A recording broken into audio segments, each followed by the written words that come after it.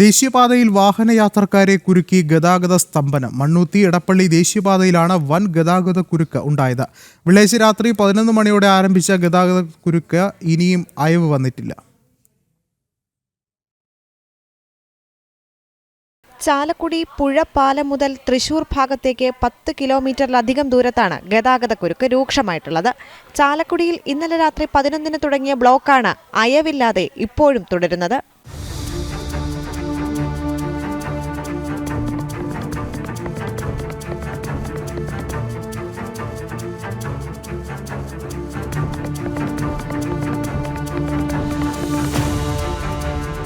വെള്ളിയാഴ്ച രാത്രി മുരിങ്ങൂരിൽ അടിപ്പാത നിർമ്മാണം നടക്കുന്ന ഭാഗത്ത് സർവീസ് റോഡിൽ മരം കയറ്റിവന്ന ഒരു ലോറി കുഴിയിൽ വീണ ശേഷം മറിഞ്ഞിരുന്നു. തടിക്കഷ്ണങ്ങൾ റോഡിലേക്ക് വീഴുകയും ചെയ്തതോടെ രാത്രി 8 മണി മുതൽ ഇന്ന് പുലർച്ചെ വരെ ഗതാഗത തടസ്സം നേരിട്ടിരുന്നു. പോലീസും അഗ്നിരക്ഷാസേനയും നാട്ടുകാരും ചേർന്നായിരുന്നു ഈ തടിക്കഷ്ണങ്ങൾ നീക്കം ചെയ്തത്.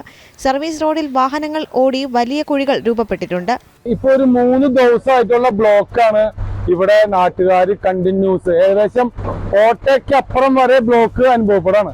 നമുക്കറിയാം, ഈ മുരിങ്ങൂരിലുള്ള ഏകദേശം ഒരു 10ഓളം കുഴി, അതായത് മുരിങ്ങൂർ ജംഗ്ഷനിൽ അണ്ടർ പാസേജ് പണിയണോടത്ത് രൂപപ്പെട്ട കുഴിയിലാണ് ഏറ്റവും വലിയ വിഷയം.